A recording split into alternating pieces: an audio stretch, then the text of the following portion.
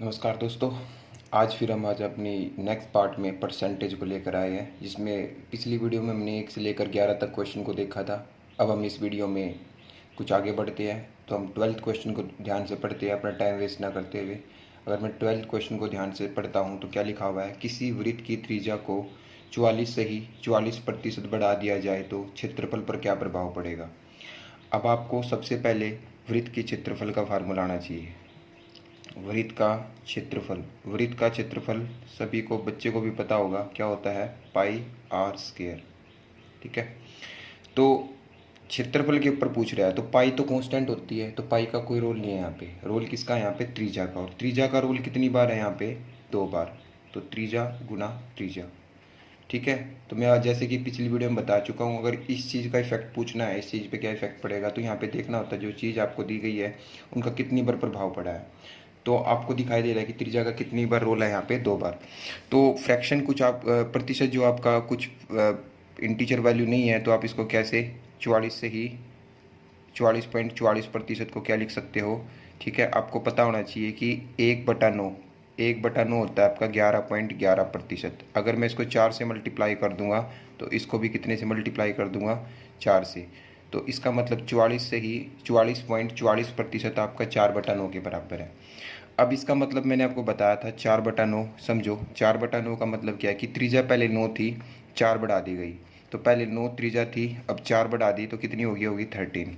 9 थी 13। तो इसका मतलब पहले जो क्षेत्रफल था आपको 81 था, अब क्षेत्रफल कितना आपका 169।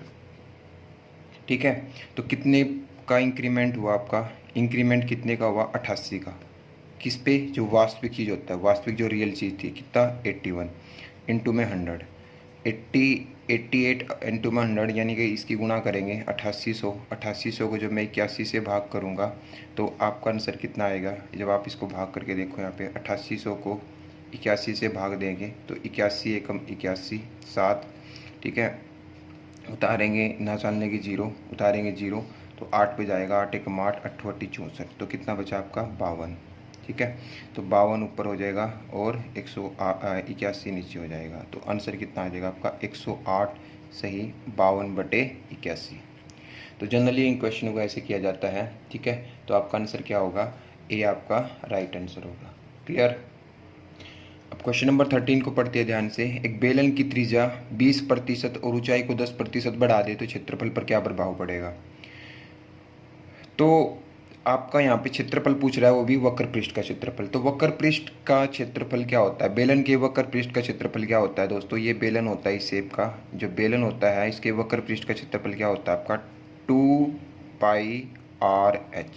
2 भी कांस्टेंट होता है, पाई भी कांस्टेंट होता है। तो क्षेत्रफल के ऊपर कितनी चीज़ का इफेक्ट पड़ेगा, 2 चीज़ का इफेक्ट पड़ेगा। किसका, त्रिज्या का और ऊंचाई का। और सिंपल आपको दिया है, परसेंटेज बिल्कुल सिंपल है, तो 2 चीज़ का इफेक्ट पड़ेगा। तो हम क्या ये फार्मूला यूज नहीं कर सकते, x+y इंटू में 100। ठीक है, तो बेलन की त्रिज्या को बढ़ा दिया गया 20% प्लस ऊंचाई को बढ़ा दिया 10, तो कितना होगा 20 गुणा 10/100। ठीक है, 0 से 0 कैंसिल, 0 से 20 और 10 30, और ये कितना आया 2, यानी कि 32%। तो बेलन के वक्र पृष्ठ का क्षेत्रफल कितना प्रतिशत बढ़ जाएगा, 32% का इंक्रीमेंट होगा। क्लियर। तो बढ़ते हम नेक्स्ट क्वेश्चन की ओर।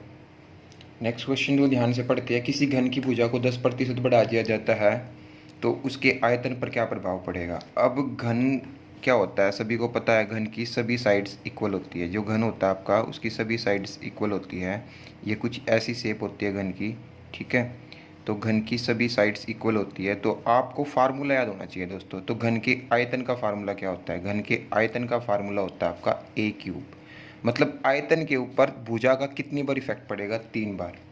तो 3 बार इफेक्ट पड़ेगा। तो दोस्तों यहाँ पे जो फार्मूला यूज करते हैं ना, x+y ये 2 के लिए होता है, बट ये हम इसका मतलब, तो ये मेथड यहाँ पे थोड़ा रॉन्ग हो गया। वैसे तो कर सकते हैं बट ये इसके लिए सही वो नहीं है। तो आप इसको दूसरा मेथड यूज करो। ठीक है, फ्रैक्शन मेथड। 10% बढ़ाना है, 10% का मतलब क्या होता है 1/10। ठीक है, यानी कि 10 थी 11। ठीक है, 10 11 10 11। तो इसका मतलब क्या होगा इसका मतलब है कि पहले जो आयतन था आपका, इसकी मल्टीप्लाई करेंगे 1000 और इसकी मल्टीप्लाई करेंगे 1331। पहले जो आयतन था वो आपका वो 1000 था, अब कितना हो गया वो 1331। तो कितना प्रतिशत कितना बढ़ गया आपका 331। किस पे? वास्तविक चीज़ पे। वास्तविक कितना है 1000, तो गुणा में क्या कर देंगे 100। 2 जीरो से 2 जीरो काट दो तो कितना आ गया 33.1% का इंक्रीमेंट हो जाएगा। तो बस दोस्तों मैंने आपको बताया था कि यहाँ पे हम 3 मेथड लगा सकते हैं। 2 मेथड मैं आपको बता चुका हूँ, तो थर्ड मेथड में इस क्वेश्चन के लिए आपको बताता हूँ। तो थर्ड मेथड देखिए, इसको थर्ड मेथड से भी हम कर सकते हैं। कैसे? जल्दी से और जल्दी से कर सकते हैं अगर आपको इतना थोड़ा स्पेस। वैसे तो बहुत आसान है ये मेथड, सबसे लाजवाब है। ये जो फ्रैक्शन मेथड होता है सबसे बेस्ट है, ठीक है। फिर भी आपको अगर उस मेथड से सीखना है, कुछ सिखा देते हैं तो वो भी सिखा देते हैं भाई। मान लो किसी का आयतन 100 था, इसमें क्या मानना पड़ता है कि आयतन को ही मान लेते हैं कि 100 था। तो भुजा के ऊपर कितनी बार इफेक्ट पड़ा है? 3 बार। तो 3 बार पड़ा है तो 10% बढ़ाना है, तो बढ़ाने में क्या करते हैं हम 100 में जोड़ देते हैं। अगर घटाना होता है तो 100 में माइनस कर देंगे, तो कितना होगा 110/100। 110/100 3 बार इफेक्ट है तो 3 बार लिखेंगे 110/100। काट देते हैं 100 से पूरा 100 खत्म हो जाएगा। ये जीरो से ये जीरो कैंसिल हो जाएगी आपकी, ये जीरो से ये जीरो। 11 का क्यूब 1331 होता है और बटे में 10, यानी कि कितना हो जाएगा 133.1। मतलब इसका मतलब क्या है कि पहले जो आयतन था वो 100 था, अब कितना हो गया 133.1। तो कितना बढ़ गया आपका 33.1% का इंक्रीमेंट होगा। तो कई जगह ये मेथड भी लगाऊंगा मैं, कई जगह ये मैं आपको 2 मेथड तो मैं आपको पहले सिखा ही चुका था, अब ये मेथड भी आपको आना चाहिए, ठीक है। तो जनरली ये क्वेश्चन आप 2 मेथड से कर सकते हैं, बेस्ट है, ठीक है। अगर 3 आ जाता है ना, ये वाली चीज़ 3 चीज़ों के ऊपर आपका इफेक्ट पड़ता है इसका, 3 चीज़ों के ऊपर, 3 चीज़ों के ऊपर इसके इफेक्ट पड़ता है, तो आप ये या ये मेथड लगाइए। ये वाला मेथड आप वहाँ पे यूज मत करना, ठीक है। तो इसी के साथ हम अगले क्वेश्चन की ओर बढ़ते हैं। क्वेश्चन नंबर 15 में देखते क्या दिया। तो क्वेश्चन नंबर 15 को अगर आप ध्यान से पढ़ते हो, क्वेश्चन नंबर 15 में क्या दिया गया है, ध्यान से देखिए। किसी घनाभ की लंबाई को 10% बढ़ा दे और चौड़ाई को 20% घटा दे और ऊंचाई को 5% बढ़ा दे। तो सबसे पहले आपको घनाभ पता होना चाहिए। घनाभ क्या होता है? जैसे कोई आपकी ईंट देखी होगी आपने, ईंट जो होती है ना वो आपकी घनाभ की शेप की होती है, ये कुछ ऐसा। घन में सभी साइड इक्वल होती है, घनाभ में आपकी, ठीक है, साइडें इक्वल नहीं होती, ठीक है। तो इसके जो आयतन का फार्मूला होता है, आयतन का, ठीक है, घनाभ के आयतन का जो फार्मूला होता है तो लंबाई गुणा चौड़ाई गुणा ऊंचाई, ठीक है। लंबाई गुणा चौड़ाई गुणा ऊंचाई, ठीक है। तो अब आपको आयतन का फार्मूला पता चल गया कि लंबाई गुणा चौड़ाई। तो आयतन के ऊपर कितनी चीज़ों ने इफेक्ट डाला? 3। तो 3 से पता चलता है कि पहले वाला जो फार्मूला है, पहले वाला जो मेथड है वो हम यहाँ पे आपका यूज नहीं करेंगे। तो बचता गया आपके पास दूसरा मेथड। तो दूसरा मेथड लगाते हैं। दूसरा मेथड में क्या है 10%। 10% का मतलब क्या होता है 1/10। बढ़ाना है तो प्लस लगा देंगे, ठीक है। एक बार मैं लिख लेता हूँ 20%। 20% का मतलब क्या है 1/5। घटाना है तो माइनस लगा देंगे, ठीक है। उसके बाद क्या दिया है आपको 5%। 5% का मतलब क्या होता है 1/20। बढ़ाना है तो प्लस लगा देंगे। मतलब इसका मतलब क्या है कि 10 थी लंबाई, 1 बढ़ा दी, कितनी होगी 11, ठीक है। इसका मतलब क्या है कि 5 थी चौड़ाई, 1 घटा दी, कितनी होगी 4। 20 थी ऊंचाई, 1 बढ़ा दी, कितनी होगी 21। तो मैंने आपको कल बताया था आप इसको ऐसे भी काट सकते हो। अगर कोई कटता है, जैसे ये कटता है तो कितना है आपका 4 पंजे 20। तो गुणा करेंगे ऐसे, ऐसे मल्टीप्लाई करने कितने होगा 250। ऐसे मल्टीप्लाई करेंगे कितना होगा 231। यहाँ तो कोई दिक्कत नहीं होनी चाहिए। अगर आपका यहाँ तक हो गया तो आपको पता चल गया कि पहले जो आयतन था वो 250 था, अब कितना है 231। तो कितने का डिक्रीज हो गया भाई 19 डिक्रीज हुआ। किस पे? वास्तविक चीज़ पे निकालते हैं मल्टीप्लाई में, ठीक है। मल्टीप्लाई में 0 से 0 कैंसिल हो जाएगा, ठीक है। आपका कितने पे काट देते हैं या तो आप इसको 5 से काट लेते हैं, कितना आ जाएगा 2, ये कितना आ जाएगा आपका, तो 19 दूनी 38/5। 38/5 को सोल्व करेंगे, 7 पंजे 35 होता है, ठीक है। 3 बच गया, 7 छिक्का 30 होगा। 7.6% का क्या हो जाएगा आपका क्षेत्रफल कम हो जाएगा भाई, कमी आएगी इसमें। क्षेत्रफल में 7.6% की क्या आएगी कमी। Is that clear? तो ये था सेकंड मेथड से आप कर सकते हो। तीसरा मेथड भी मैं लगा के दिखा देता हूँ दोस्तों, सभी जगह मैं लगा के नहीं दिखाऊंगा बट आपको जल्दी से बता देता हूँ। 100 आपका आयतन मान लेता हूँ, 10% बढ़ाना है तो क्या लिख देंगे 110/100। 20% घटाना है तो क्या लिख देंगे 80/100। 5% बढ़ाना है तो क्या लिख देंगे 105/100। पूरा 100 से पूरा 100 उड़ा दीजिए, 2 जीरो से 2 जीरो उड़ा दो, ठीक है। 5 से उड़ाया कितना होगा 21, ये कितना होगा आपका 20, ठीक है। 4 से ख़त्म 2 और ये कितना होगा 5। मल्टीप्लाई कर लेना, मल्टीप्लाई करोगे तो मल्टीप्लाई करने के बाद आपका ठीक है। मल्टीप्लाई करने के बाद यहाँ पे 21 दूनी 42 2, ठीक है, और 44, और ये कितना हो जाएगा आपका, ये आएगा, और बटे में 5। तो 5 नीम 45 होता है भाई, ठीक है, 5 दूनी 10 होता है, 5 चौका 20, ये आ गया। मतलब पहले आयतन 100 था, अब 92.4 हो गया, कितना घट गया, तो 7.4। 100 में से माइनस करना पड़ेगा इसमें, ये बात याद रखनी है। तो दोनों मेथड आप इसके ऊपर लगा सकते हो, ठीक है, बट आपका ये मेथड बहुत थोड़ा अच्छा है, इसको यूज करना है। इसमें थोड़ा सा आपकी कटिंग वगटिंग ज़्यादा हो सकती है, ठीक है, आप एरर कर सकते हो, बट ये बहुत अच्छा मेथड है, ठीक है। अब बढ़ते हैं हम अगले क्वेश्चन की। क्वेश्चन नंबर 16 देख, क्वेश्चन नंबर 16 को अगर आप ध्यान से पढ़ते हो, क्वेश्चन नंबर 16 में क्या दिया है, एक त्रिभुज की ऊंचाई में 37.5% और आधार में 45.45% की वृद्धि हुई, तो फिर त्रिभुज के क्षेत्रफल में प्रतिशत वृद्धि ज्ञात कीजिए। देखिए भाई, तो त्रिभुज पता होगा सभी को, त्रिभुज के क्षेत्रफल का फार्मूला क्या होता है, त्रिभुज के क्षेत्रफल का फार्मूला होता है 1/2 आधार गुना ऊंचाई, यही तो फॉर्मूला होता है, ठीक है। तो फिर से क्षेत्रफल के ऊपर कितनी चीज़ों का इफेक्ट है, 2 चीज़ का इफेक्ट है। परसेंटेज देखिए हमने क्या है, एक इंटीजर वैल्यू नहीं है, तो हम पहला फार्मूला नहीं लगा सकते, ठीक है, तो हम दूसरा फार्मूला यूज करते हैं। तो आपको पता होना चाहिए, दोस्तों मैं कई बार बता चुका हूँ, 37% का मतलब होता है 3/8, बढ़ाने की बात है तो प्लस लगा देते हैं, ठीक है।